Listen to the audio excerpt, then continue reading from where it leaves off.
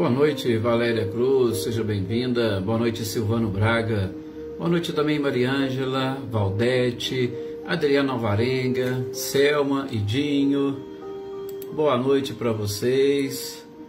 Muito obrigado pela presença e é um prazer imenso tê-los aqui conosco. Leopoldina, boa noite. Boa noite também, sou Luiz Alberto. Olá, Helenice, boa noite. Boa noite, Anitta e Clarindo.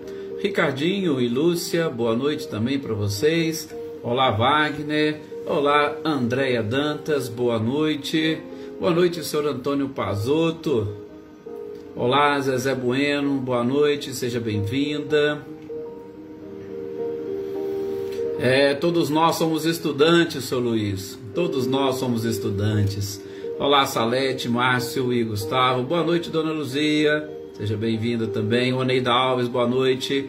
Cláudia Honor e Eliane, também sejam bem-vindos. Olá, Daí. Adriana Dantas, boa noite. Boa noite também para o Edivaldo Dantas.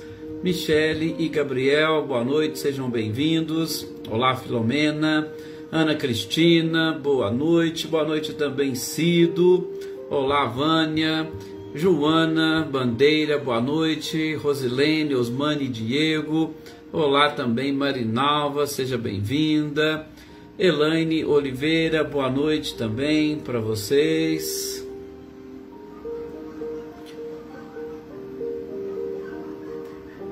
Com certeza será, Wagner, sobretudo por essa energia e essa vibração maravilhosa vindo de cada um de vocês. Olá, Natália, boa noite. Boa noite também a todos os nossos companheiros desencarnados que também nos acompanham, né? Às vezes não, a gente esquece de cumprimentá-los, até mesmo porque eu costumo dizer, né? Não vejo espíritos, então, mas nós sabemos que eles estão aí presentes, então fica aqui o nosso boa noite, né? Boa noite também, Sueli, Paula, boa noite para Marina. Boa noite, Luísa Nalim. Olá, Mariinha. Rosana Marques, boa noite. Boa noite também para todos aqueles companheiros que virão depois, né? A Isolina. Boa noite para a Dona Neuza, para a Cidinha. Boa noite também para o Camilo, para a Ludinha, para a Eduarda, para a Rosa Alves, para a Dona Maria Geralda. Vinícius Santos, boa noite, Vinícius, seja muito bem-vindo, é um prazer tê-lo aqui conosco. Bom, olhando aqui o nosso reloginho, já está na hora de nós darmos início a essas nossas reflexões, com muito prazer, com muita alegria e estudando, né? Sim, seu Luiz, muito bem lembrado, né? Que as nossas orações e vibrações hoje também sejam direcionadas às famílias lá em Petrópolis. Sim, com certeza. Maria Inês Rodrigues, boa noite, seja muito bem-vinda. Ivone dos Santos, boa noite também, seja muito bem-vinda. Glória Quirino, olá, Célia, boa noite. Então vamos fazer as nossas preces, pensando, como sempre, em todas as pessoas aqui deste nosso grupo, dessa nossa família, né? Edna Bueno, boa noite também. A essas vítimas e todas as pessoas, né? De alguma forma estão envolvidas nessa tragédia em Petrópolis. Para aqueles que já estão aqui anotados no nosso caderninho de intenção, com certeza são tantos nomes, mas com carinho especial, individual para cada um deles, as nossas energias e vibrações são direcionadas e encaminhadas pela própria espiritualidade. Boa noite, Leda Lovato. E nós pedimos agora nesse instante ao nosso mestre amado e querido Jesus a permissão para mais uma vez relembrarmos dos seus ensinamentos, relembrarmos dos seus exemplos e, sobretudo, que Ele nos auxilie nesse processo de aprendizado.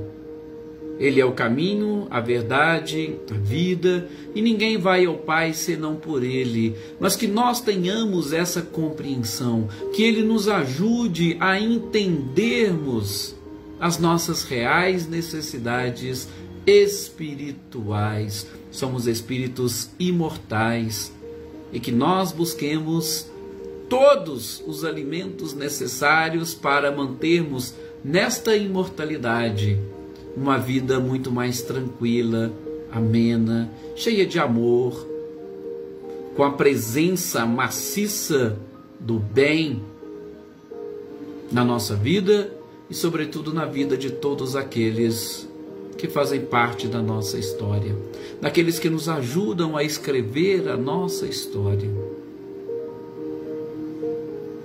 Única criação divina é o bem. O mal não tem existência real. Precisamos aprender e entender isso. E aos poucos nós vamos compreendendo as leis divinas. A chave de tudo isso, os Espíritos nos apresentam através dessa doutrina maravilhosa. Que nós possamos, pois, nos esforçarmos por assimilá-la e, acima de tudo, colocá-la em prática, revertendo em paz, harmonia e equilíbrio para todos nós. Que assim seja. Revertendo em paz e equilíbrio para todos nós, né? Leda Lovato, boa noite. Maria Souza, boa noite também. Celeida, com certeza, Wagner, a família já está aqui nas nossas preces, no nosso caderninho de intenções, que eu gosto sempre de dizer. Gente, vamos aqui. Olá, Rosilda Martins, boa noite. Vamos aqui dar uma sequência às nossas reflexões. Olá, Maria Eleusa, boa noite. As nossas reflexões sobre este livro interessantíssimo, né? Que é a Gênese, e que muitas informações tem nos trazido e auxiliado neste nosso processo de busca pela compreensão, sobretudo a compreensão de alguns chamados mistérios, daquilo que nós chamamos de milagres, feitos pelo próprio Cristo, e que até hoje, boa parte deles ainda não foram entendidos, não foram compreendidos por nós, né? Iraci Rosa, boa noite Ercília Machado, boa noite também, Nadissan. Então, é um livro e uma obra que está nos ajudando a entender e, sobretudo, está nos ajudando a entender algumas passagens evangélicas muito interessantes, né? Marcelo, boa noite, seja bem-vindo. Silmara, boa noite também. Olá, Flávio Gava. E lá hoje nós vamos falar do Consolador Prometido. É um texto, tá, que está escrito lá no Evangelho de João, né? Maria Abreu, boa noite. No Evangelho de João, no capítulo 14, versículos 15 a 17 e também no 26, que é aqueles que eles utilizam exatamente para mostrar e explorar, vamos assim dizer, um pouco mais esta passagem. O que seria este Consolador Prometido? Como que nós poderíamos entendê-lo? É claro que, sobretudo, aquelas pessoas que já estão ligadas e vinculadas, né, José Ricardo, boa noite, à doutrina espírita, vão sempre dizer que o Espiritismo é o Consolador Prometido. Mas será que a gente pode apenas e tão somente, e de uma forma tão simplória, dizer isso? Será que eu posso atribuir ao Espiritismo? Aliás, eu precisaria até buscar antes um conceito adequado de Espiritismo, exatamente para entender e identificar. E vejam, Kardec, quando ele vai fazer os seus comentários, em momento algum ele chega a citar o Espiritismo propriamente dito, mas ele vai falar na sua forma de compreensão, de como nós poderíamos entender este Consolador Prometido, esta passagem que está escrita, repito de novo, lá no Evangelho de João. Gente, aqui, se der inclusive tempo, a gente vai associar esse Consolador Prometido com o segundo advento do Cristo, que também é uma das partes aqui dessa Gênese, sobretudo aqui nas predições, tá? Mas é algo muito simples e tranquilo, então a gente vai conseguir entender e captar bem. Mas o que eu gostaria de lembrá-los nesse instante é exatamente aquilo que consta nessa própria passagem, né? Ah, se me amais, guardai os meus mandamentos, e eu pedirei ao meu Pai, e ele vos enviará um outro Consolador, a fim de que fique eternamente convosco. Vejam, prestem bastante atenção nessas palavras, para nós conseguirmos entender a interpretação e, por que não, a compreensão do próprio codificador de Kardec. A fim de que fique eternamente convosco. E ele diz, o Espírito de verdade que o mundo naquele momento não poderia receber. Por quê? Porque as pessoas não estavam preparadas para vê-lo. Sempre há essa necessidade de nos prepararmos para vê-lo. E será que a gente já está, ou será que nós hoje já estamos preparados? Garanto a vocês que eu tenho lá muitas dúvidas, né? Leívia, boa noite, seja bem-vinda. Eu tenho muitas dúvidas sobre essa preparação. Como nós estávamos falando no nosso último encontro, né? Marlene Porto, boa noite.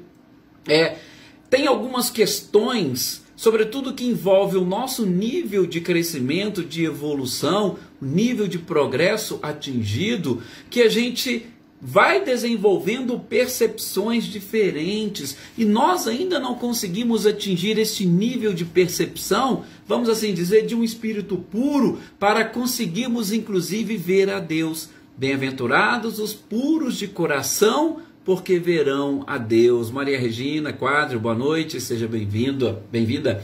Então, nós precisamos de conquistar, e é exatamente este ponto que Kardec pega, extrai, e que ele traz para que nós façamos essa análise, né? Gessé, boa noite, seja bem-vindo, para que nós façamos esta análise.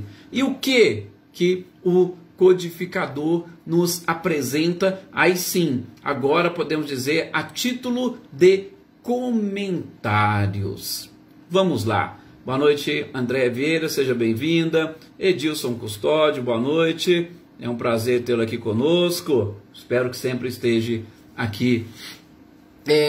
A gente precisa, tá? Eu até gosto de dizer, ou melhor, eu gosto de buscar, de puxar um pouquinho antes.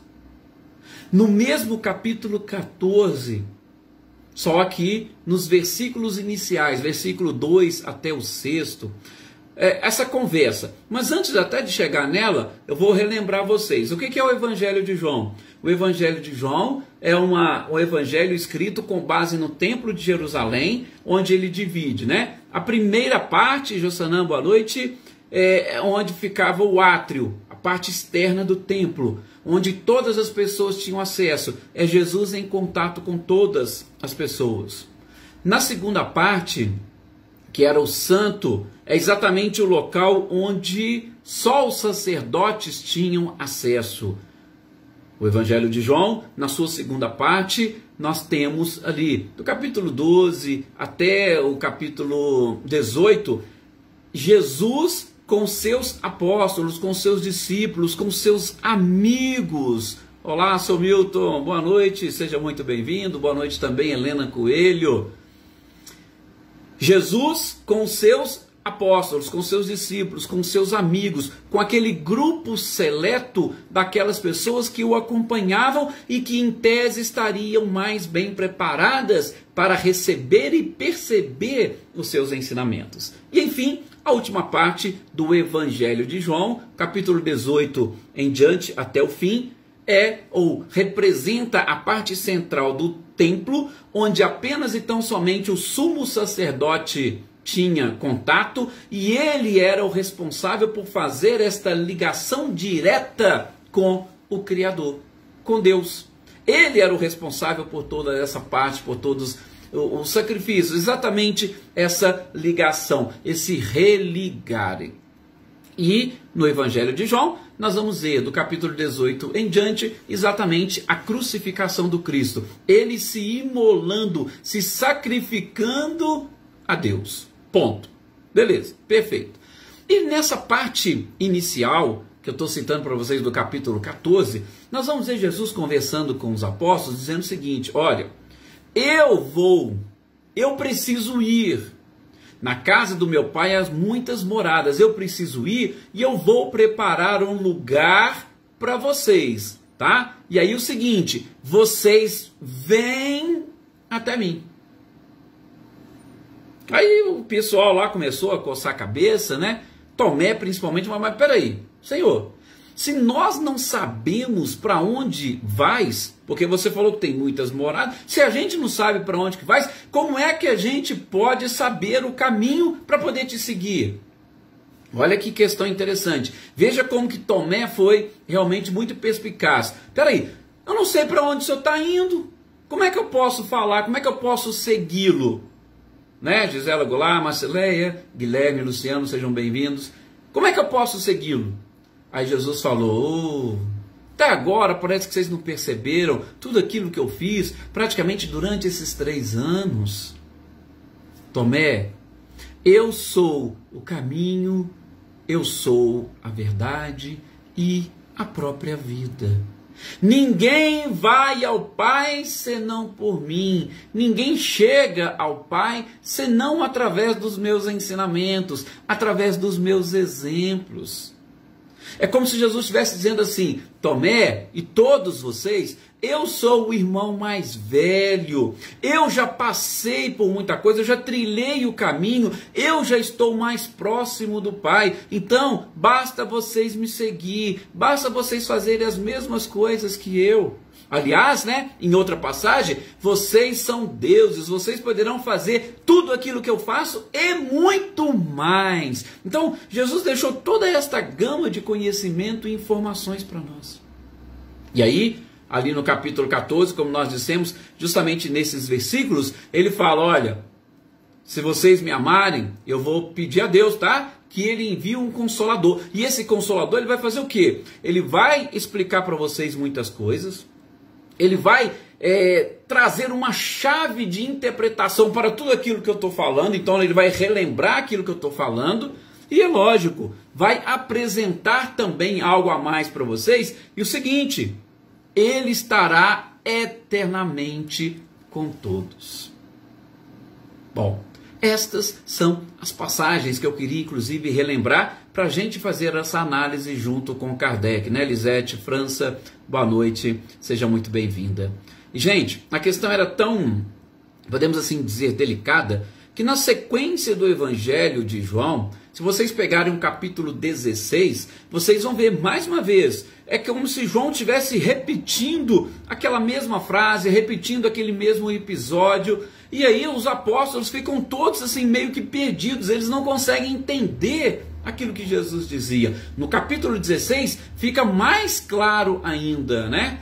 Essa dúvida que Jesus, de uma certa forma, criou na mente deles. Aliás, eu não gosto nem de dizer da dúvida que Jesus criou, porque parece que Jesus veio exatamente para lançar. Não, ele não veio lançar dúvida.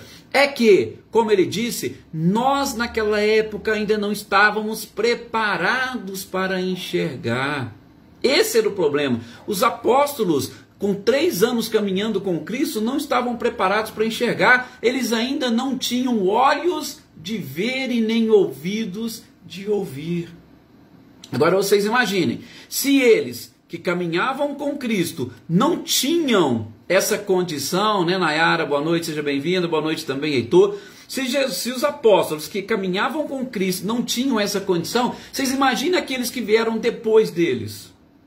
Gente, eles tiveram um contato direto com Cristo e eles não tinham. Como é que a gente poderia dizer que, não, logo depois foi justamente no Pentecostes aquele que é o Consolador prometido?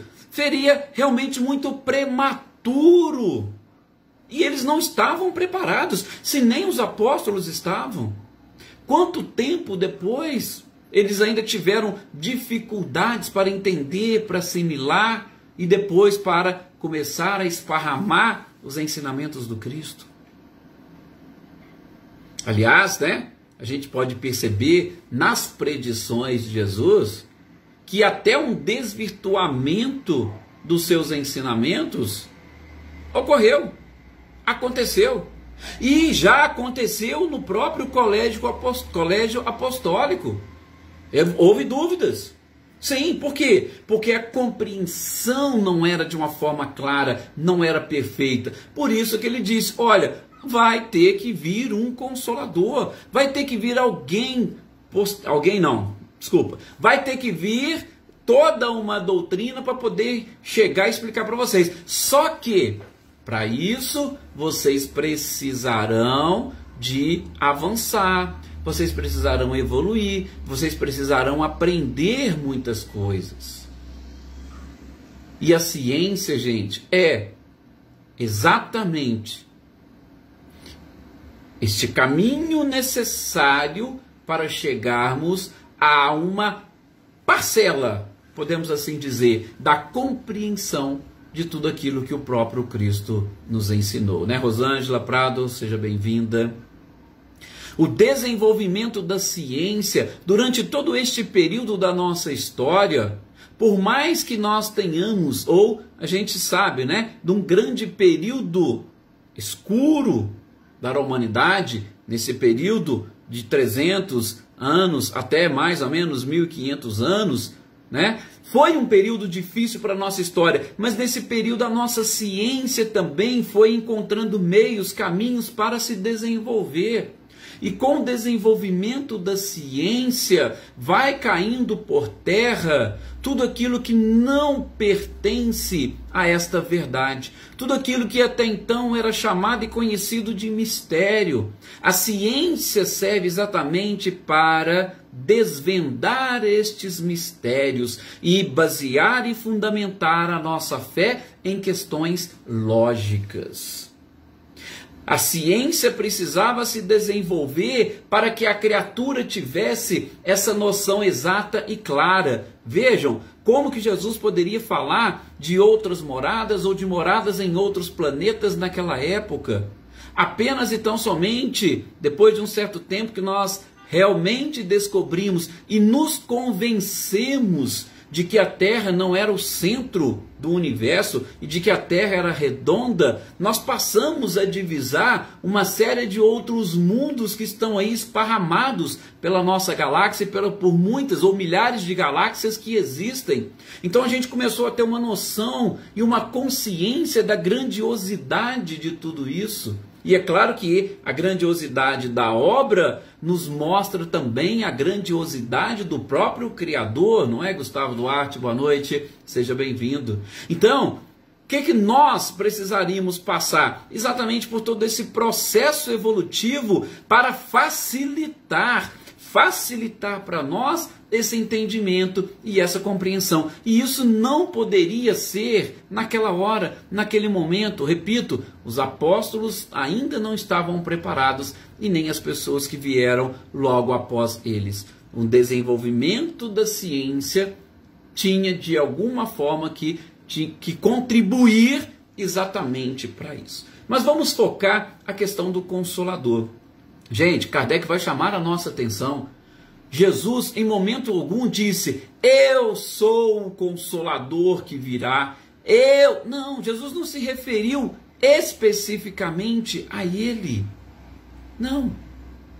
Jesus disse que rogaria ao Pai e ele enviaria um Consolador.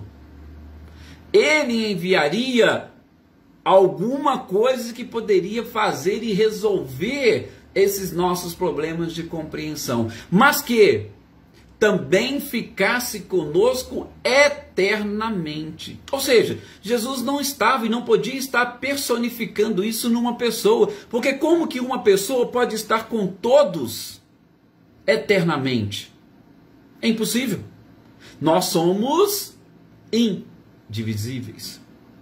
Então nem o próprio Cristo, ele em pessoa, em espírito, ele não poderia. Agora, nós passamos então a compreender, segundo Kardec nos orienta, uma doutrina, sim. Uma doutrina é capaz de acompanhar qualquer um eternamente. Quando nós absorvermos essa doutrina e nós percebemos que ela traz no seu bojo toda uma verdade, ela permanecerá conosco durante todo o tempo. Ou, como diz a passagem evangélica, eternamente. É de uma doutrina que o Cristo está falando. Ele não está falando nem mesmo, gente, de uma religião específica. Ele está falando de uma doutrina que pudesse, com certeza, abranger a toda a humanidade. Assim como aconteceu com a doutrina do próprio Cristo. Nós hoje chamamos de cristianismo. Mas o cristianismo, querendo ou não, ele acabou assumindo um viés, ou podemos assim dizer, né? Ele acabou assumindo um aspecto religioso, tá? Jesus não fundou nenhum tipo de religião, mas ele nos apresentou uma doutrina baseada nas leis universais e principalmente no amor, que é capaz de atingir a todas as pessoas, independentemente de rituais que elas venham a seguir. Né, Flávia, Fernando, boa noite também, Dina. Independentemente de rituais, a doutrina do Cristo serve para todas as pessoas. E é essa compreensão que a gente precisa aprender, que nós precisamos desenvolver e que Kardec traz para nós aqui. Não é uma individualidade. Mas Jesus disse, então é o Espírito de verdade. O Espírito de verdade, como Kardec falou, é o Cristo, então a doutrina. Não, é de uma doutrina que assumiu aspectos de universalidade. E essa doutrina, gente, que aí sim chamamos da doutrina dos Espíritos, por quê? Porque todos nós somos espíritos, então é a nossa doutrina. Todos nós temos familiares, temos amigos que hoje estão na condição de espíritos e que podem nos orientar, que podem trazer este consolo. Vejam, as cartas recebidas por Chico Xavier, muitas das vezes de espíritos que estavam sofrendo, elas serviam de consolo, elas eram um consolador, sobretudo para aquelas famílias que buscavam a certeza e a comprovação da continuidade da vida. Não foi apenas e tão somente a doutrina e os ensinamentos dos espíritos superiores, não. Uma carta de um espírito sofredor, ela tem esse caráter consolador. Por quê? Porque ela está embasada nessa lei, sobretudo da imortalidade da alma, que é um dos princípios dessa doutrina que nós estamos falando. É isso que Kardec chama a nossa atenção e que a gente precisa captar. Por exemplo, o próprio Cristo disse, olha, vocês, ele estava se referindo aos próprios apóstolos. Mas como que os apóstolos teriam acesso? Porque, como Jesus disse, nem eles estavam compreendendo. E para eles compreender, eles precisariam de um consolador. E o que Jesus estava falando com isso? Vocês vão ter que reencarnar, tá? Vocês vão ter que reencarnar algumas vezes para vocês entenderem e aprenderem. As leis que regem o universo, elas vão acompanhar o espírito até ele atingir esse nível da perfeição. E aí, quando atingir o nível da perfeição, vocês vão ajudar o Criador. E quando vocês começarem a praticar estas leis, aí vocês vão realmente aprender e assimilá-las. Então, vocês vão ter que reencarnar várias vezes para que o Consolador realmente atinja esse objetivo e que se transforme em conhecimento sedimentado nas leis universais e sobretudo no amor. Isso é o que Kardec e que a gente está procurando aqui extrair destes ensinamentos. Consolador prometido é isso, é esta doutrina. Uma doutrina baseada em muitos princípios que acabam se confundindo com leis naturais e universais e que vão mostrando para nós o caminho certo e seguro que nós precisamos trilhar para atingirmos o objetivo. E qual é o objetivo? É exatamente este nos religar ao próprio Criador. Olá, Cris, boa noite, seja bem-vinda. Exatamente, Elaine.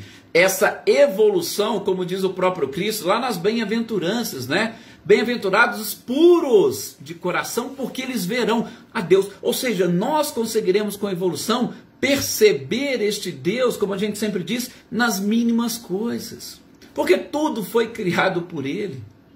A gente não consegue percebê-lo em tudo, porque infelizmente nós ainda desenvolvemos uma ideia, ou nós procuramos desenvolver ou levar a nossa vida baseada, infelizmente, muito no egoísmo, no ego, nessa doutrina que vai exatamente procurando e buscando tudo para nós.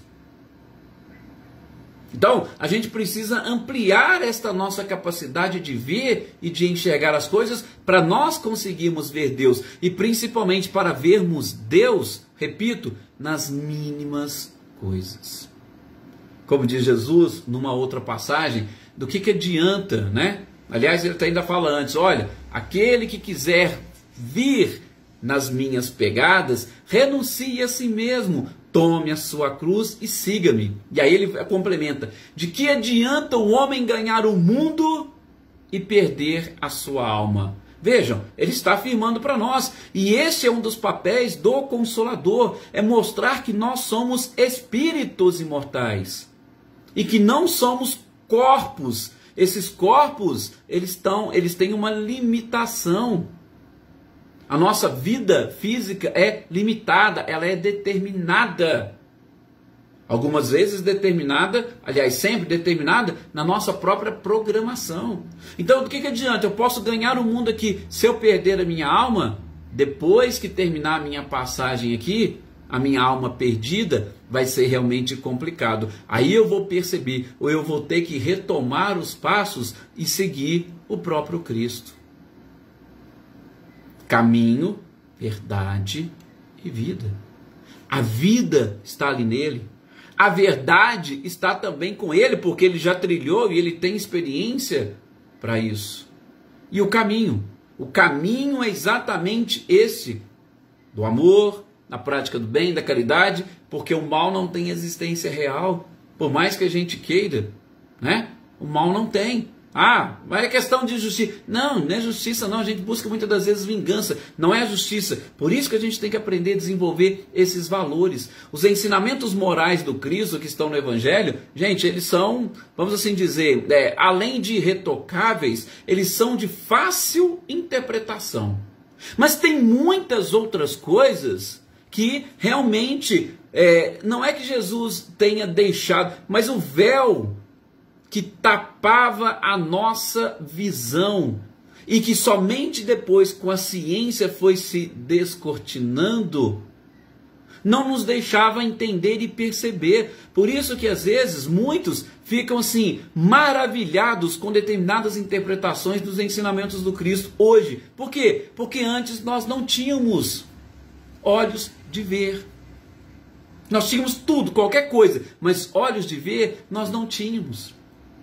Era aquela coisa mais ilusória, era aquele teatro, a vida do Cristo, um teatro maravilhoso, bonito, emocionante, mas a gente não enxergava nada mais do que isso, nada além disso. Hoje não, hoje a gente consegue enxergar uma certa profundidade. Por quê? Exatamente porque este Consolador apresentou para nós mais alguns princípios, mais algumas leis, baseada na nossa evolução, sobretudo intelectual, para a gente atingir esse nível de compreensão. Então, este é exatamente o ponto que nós precisamos entender, que nós precisamos aprender. E aí, falar desse segundo advento do Cristo, para nós fecharmos, como eu falei para vocês, que as coisas estão realmente interligadas, o segundo advento do Cristo nada mais é do que isso. Jesus dizendo, lá em Mateus capítulo 16, versículo 24 e 28, olha, o Filho do Homem há de vir na sua glória, ou melhor, na glória de seu Pai e de seus anjos, e dará a cada um segundo as suas obras. A gente vai ver mais para frente, tem a parábola do juízo final, a gente vai conversar um pouquinho sobre ela. Interessantíssima, também é uma interpretação fantástica. Se a gente for pegar lá o texto de Marcos, a gente vai ver ainda uns outros detalhes, porque Marcos, ele narra aquele episódio que Jesus estava sendo interrogado pelo sumo sacerdote, E aí o sumo sacerdote perguntou, e depois de tanto insistir, aí Jesus falou: não, um dia vocês verão o Filho do Homem sentado à direita, direita da majestade de Deus. Aí o sumo sacerdote, inclusive, rasgou as suas vestes, né, como narra o evangelista, rasga as suas vestes e fala: a gente não precisa de prova nenhuma mais, podemos crucificá-lo. Ele está sim, Filho de Deus. Mas esse segundo advento, ele está exatamente, de alguma forma, gente, confundindo o Consolador, ou com o Consolador prometido. Jesus não poderia, em momento algum, ele disse que voltaria em carne e osso, que ele reencarnaria no nosso planeta em um determinado momento. Não. Quando Jesus fala que viria na glória, é exatamente na forma espiritual. E aí sim, chegando na forma espiritual, vamos verificar quem vai poder também permanecer neste mesmo nível, nesta mesma glória, quando o planeta estiver alcançado aquele nível de celeste ou divino, onde a pureza e o amor reinará? Tranquilos. E muitos de vocês não estarão aqui para ver, não. Infelizmente serão levados para outros mundos para poder buscar aquilo que vocês estão deixando escapar aqui agora. Mais uma vez reafirmando a questão da reencarnação e da necessidade de nós crescermos e evoluirmos sempre. Não podemos esquecer isso, tá? Lógico que Kardec toca aqui num ponto, e eu preciso falar para vocês, sobretudo porque alguns de vocês vão ler esse texto e vão falar: poxa, mas o Edson não falou disso. Sim, Kardec chega a um ponto que ele comenta: olha, gente, nós temos que ter muito bom senso na hora de fazer essas leituras, porque vejam, nós vamos encontrar Marcos escrevendo de uma forma, Mateus escrevendo de outra, João escrevendo de outra, Lucas de outra diferente. Agora, se Jesus, no mesmo contexto, no mesmo fato, disse uma coisa, como que cada um pode escrever de uma forma diferente? A gente sabe que a boa parte dos evangelhos foram escritas depois do próprio Cristo. Então não tem jeito de falar: isso é ipsis literis o que Jesus falou. A gente sabe que não. Tem ainda a questão das traduções, como a gente já comentou, né? Os textos foram escritos em grego, Jesus falava o aramaico. Então, na tradução vai haver divergência de palavras, divergência de informações. Assim como nas traduções para os outros idiomas, também vai haver essa perda da essência. Então Kardec fala: a gente deve ter muito cuidado justamente com essa essência. E nunca nos esquecermos, para finalizar, por conta até do nosso horário. Gente, Jesus dizia as coisas com base, sobretudo, naquela visão. A visão do Cristo era uma visão além do seu tempo e além daquele espaço. O governador espiritual do planeta, ele tinha que trabalhar já preparando exatamente para este progresso. Não só para a regeneração, mas para mundos celestes ou divinos. E a gente precisa desenvolver também essa visão, para nós conseguirmos enxergar nos ensinamentos dele verdadeiramente caminho, verdade e vida. Muita paz a todos vocês, a gratidão como sempre é nossa. Até o nosso próximo encontro, amanhã, quinta-feira, dando sequência ao nosso estudo da emancipação da alma, do sono e dos sonhos. Que Jesus os abençoe agora e sempre.